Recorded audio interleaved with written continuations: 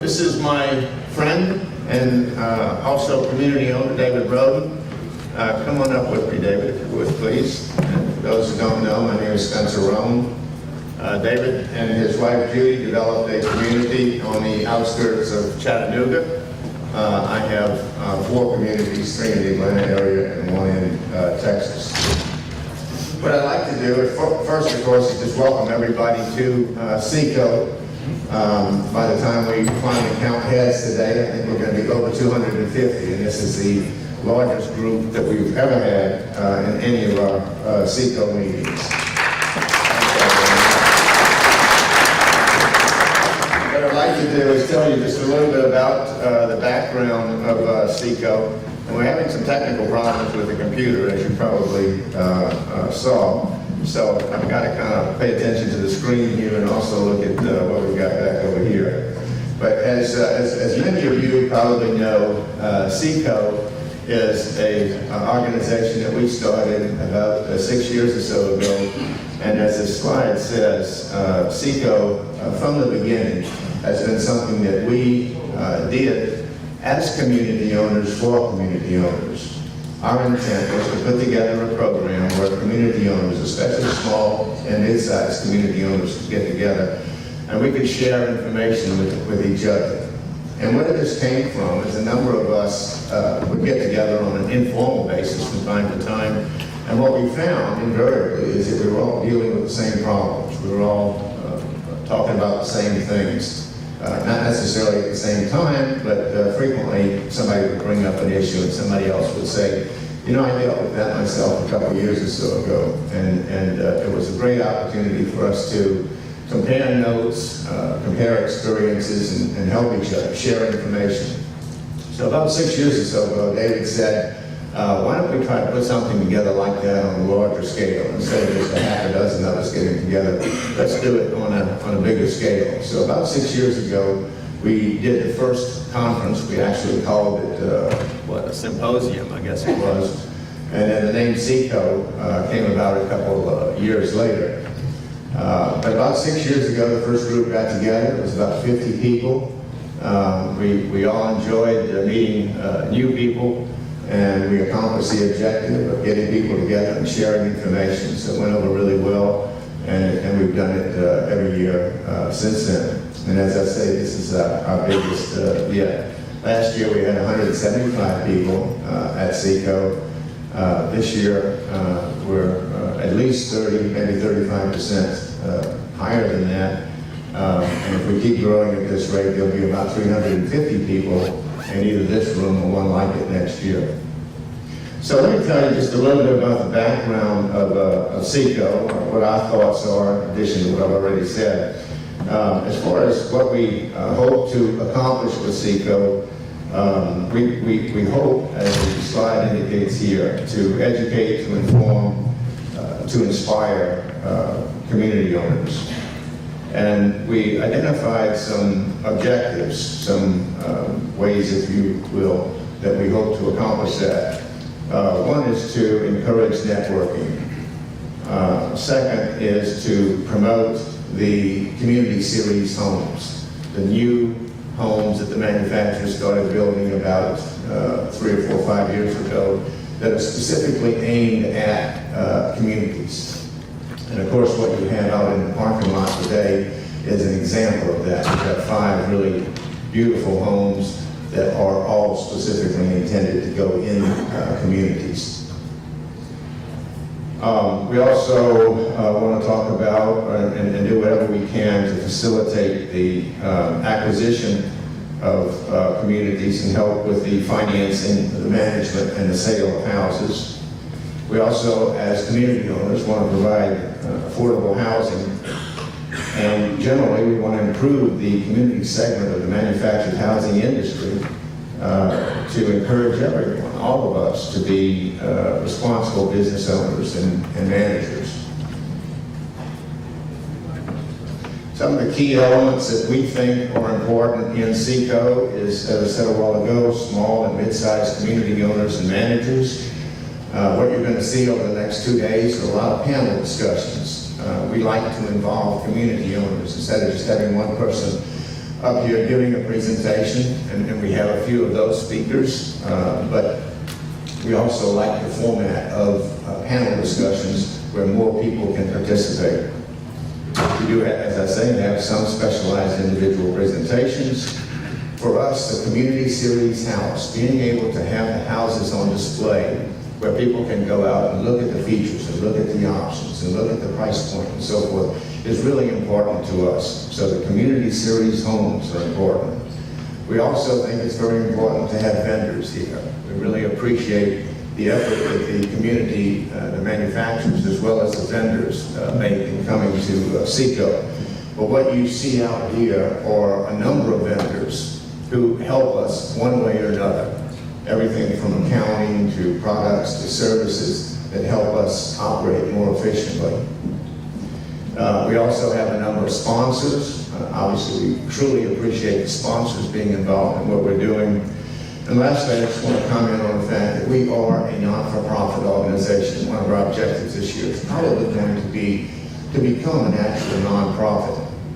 All of us who are involved, and I'm going to recognize all of the folks that are responsible for SECO being what it is, but all of us pay just like you do to attend. And our objective with SECO from the beginning was to raise enough money to cover our costs and to carry us through the next year. So in that sense, the more we can have in the meeting, the more revenue we can generate from people like sponsors or vendors or manufacturers, the lower the cost is generally for the community members. And our objective is to reach out to as many community members as we possibly can. And lastly, because we are a nonprofit, because we're trying to be as open with you as we possibly can, we also are transparent in terms of our finances, and I'll show you some of the financial numbers here in just a second. Our focus, not only this year, but in previous years with SECO, has been to fill vacant sites. And I realize that that's a big reason why a lot of you are here, both as manufacturers and as well as community owners. I realize in preaching to the choir when I talk about why we fill vacant sites, but just to put us on the same page, we realize in doing so that we increase our cash flow, we reduce our common area expenses, we increase the value of our community, we upgrade our community with those newer houses, and we attract a better clientele. And I would imagine that all of us who have been in this business for more than 10 years or so are aware of the transition that has taken place with repo houses, where at one point we bought used houses, repo houses, and we saw for a number of different reasons those repo houses become more expensive and more scarce, more difficult to buy. So for that reason, many of us switched over to buying new houses instead. In terms of how we attempt to accomplish that objective, obviously the new houses are a big part of that, the community series houses. But none of us can do very much without financing. So obviously we have to talk about how we can acquire those new houses, and that's a real important topic to us. Once we have the houses and we have financing to buy them, we obviously have to think in terms of selling. So marketing is very important to us. Training of our personnel at our properties, the people who actually sell the houses, is important to us. Qualifying the prospects. It doesn't do any good to sell a house to somebody if they are not qualified to buy it and they default, and all of a sudden we get a brand new house back. So knowing which prospects to deal with and qualifying those prospects is important. And also in terms of dealing with those prospects, all of us, I think by now, know that the SAFE Act was passed in 2008, followed almost immediately by Dodd-Frank, and the financing that we used to do as community owners is essentially no longer possible unless we hold mortgage loan originator licenses, which is a whole different challenge. So one of the very popular means of essentially financing houses for people for a number of years has been this alternative of lease option. and we're going to be talking about that as well. These numbers are not quite accurate because more and more people keep coming in, but as of last night, we had 245 people registered for this event. Approximately 60% of those were community owners. So we're pushing 150 community owners out of our group, and we're now over 250. I haven't seen the last count from Genevieve, but I would imagine we're up to about 255 or 260 now. That is, as far as we know, one of the largest organizations of community owners anywhere in the country. Approximately 22 states are represented. Over the next 2 days, you're going to hear from approximately 60 different people who are going to be up here on the panel talking about one subject or another. I've already commented on the fact that we have 5 community series homes out here in the parking lot. We've got about 35 vendors. I think we have 1 or 2 more that actually came in today. I said vendors, I meant sponsors, and about 25 vendors. As I mentioned a while ago, one of our objectives is to be transparent when it comes to our finances.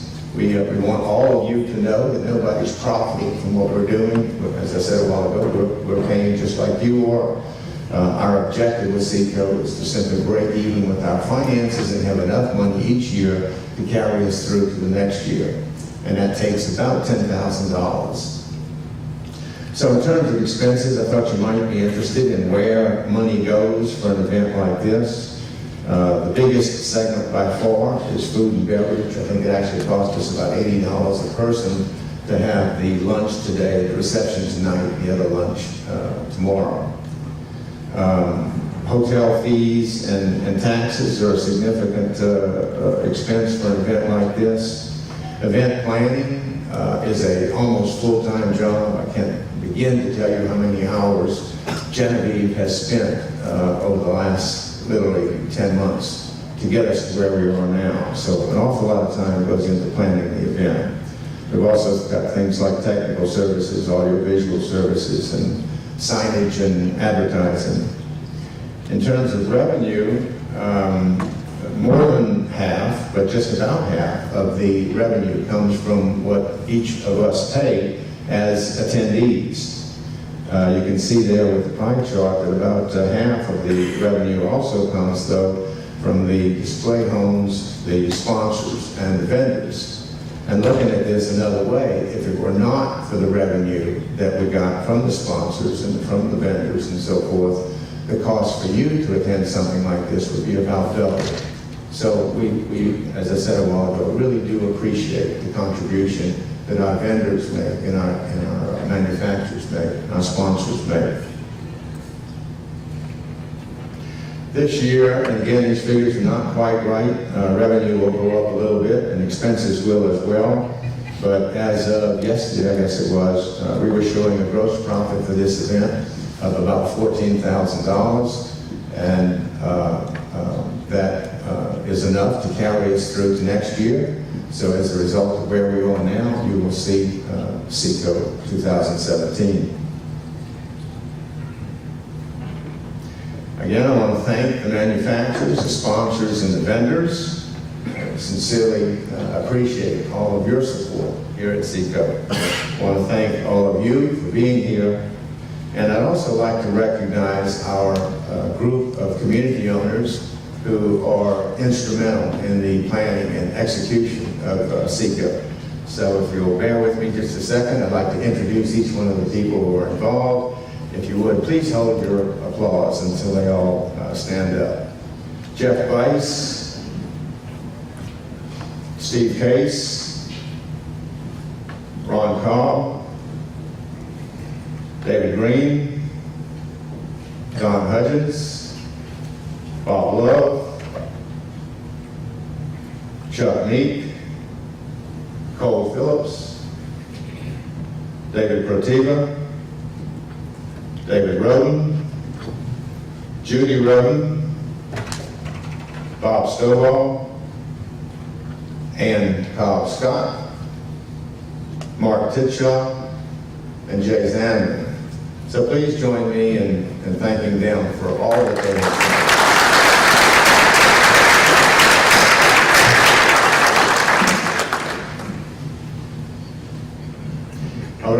like to recognize 3 individuals who are particularly instrumental in SECO becoming what it is. The first is my friend and fellow community owner, a guy who doesn't need much introduction, George Allen. George, if you would please stand, I appreciate it.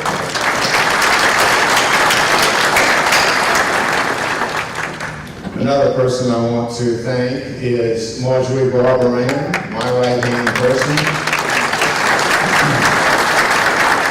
As you can imagine, being involved in something like SECO takes a great deal of time, and not only Marjorie, but my entire staff ends up doing an awful lot of things that I could have done or should have done myself, so thank you very much.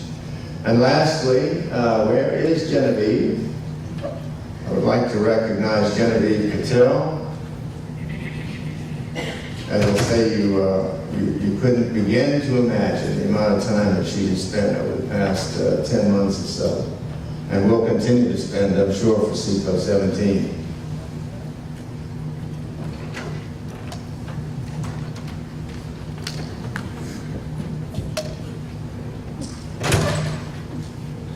For those of you who have not met Genevieve, this is Genevieve Patel.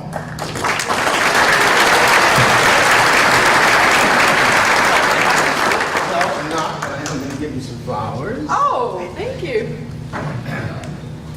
That was a surprise. Thank you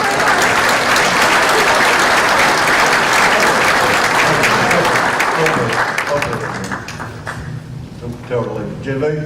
Genevieve? Don't. Yes. Stay here. Stay here. What, you want to get a picture? No, just stay. Don't leave. I'm going to put another 17 steps on my Fitbit today.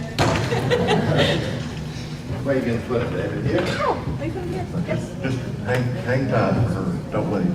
Oh, I guess he wants you to sit down. Sit down. Anyway, as I said, Genevieve has spent a great deal of time over the past year putting on SECO, and thank you very, very much, Genevieve, for all your help. I think I'm getting close to the end. Yes, this is where I started, so we are ready, I guess, for my colleague, David Roden, to come up, and we're going to get started with the program. So thank you very much.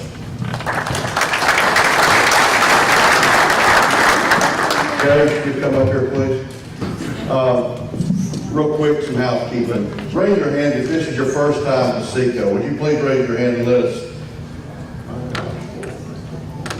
All right, that's great. Thank you for coming. Those that have already been here, thank you for coming also as well. The purple shirts that Spencer introduced to you, that's the SECO team. You're the first time here. If you've got a question, any question at all that we can help you with, find these purple shirts. Find out. If we don't have the answers, we may know somebody that does, so we'll help you that way. But get with us if you've got any question at all for anything. Also, I got stuck with the video camera this year. On our website, we're going to have a better video page for you and for others in the future. The purple shirts may be coming around and asking you, if you have something good to say about it for a testimonial, if you'll get with them, they're going to call me. We're going to come do 30 seconds. So please, if you got something good or a comment about us, we'd like to hear from you. So with that being said, I'd just like to go off script here a minute.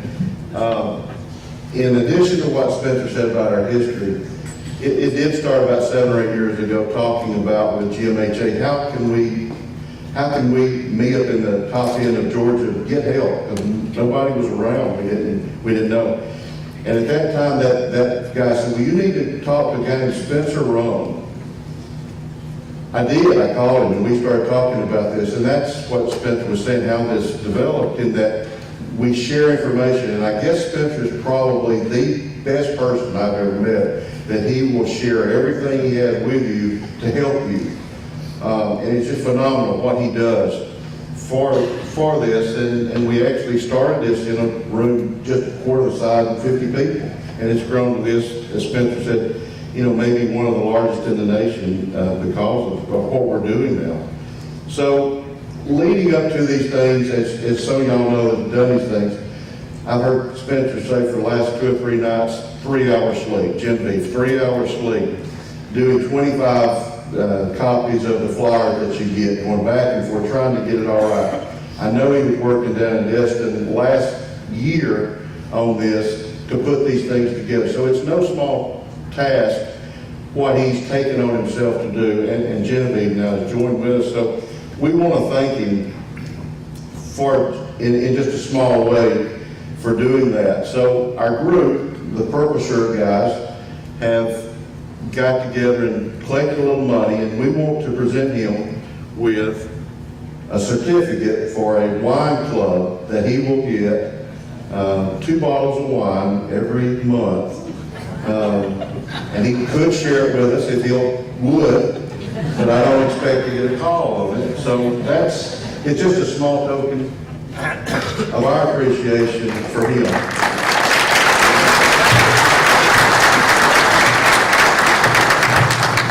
We also, with our group, the Purple Shirt guys, would also like to present Genevieve our thanks as well, because she has been a tremendous help, and we really want her back next year. So we've got a little something for her, and Jay Sanders going to. We have to have a couple things. One, like David said, is for Genevieve, and we're giving her a certificate for $100, which I'm sure she's well deserved, and probably a lot more than just the $100. Well, thank you. That's for you. And then, what Spencer didn't realize, he's really done most of the work here. You see a group of 13 or 14 people up there on the screen, but what he didn't tell you, because he's modest, is that he did most of the work, and we just kind of followed. So to show our appreciation, to go a little further, we have a couple more things. One is this T-shirt that says our logo on the front, and then Mr. SECO on the back.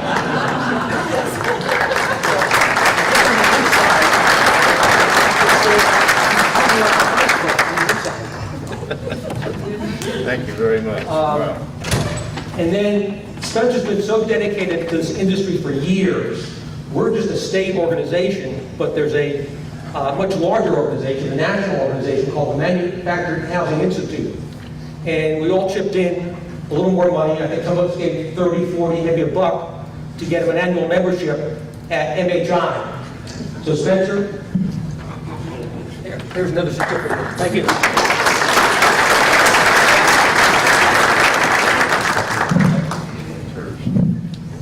Lastly, we also picked up some more flowers for Genevieve, because we really can't thank her enough for everything she's done. Thank you, everyone.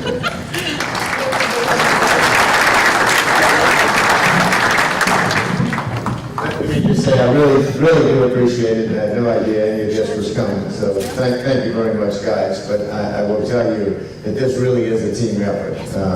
Genevieve has put in an awful lot of time, and other guys have as well. So it really is a product of a great deal of love of labor, I guess. Thank you. Okay. Everyone, I'll be out there if you have any questions. All right, thank you, Genevieve. Bye-bye.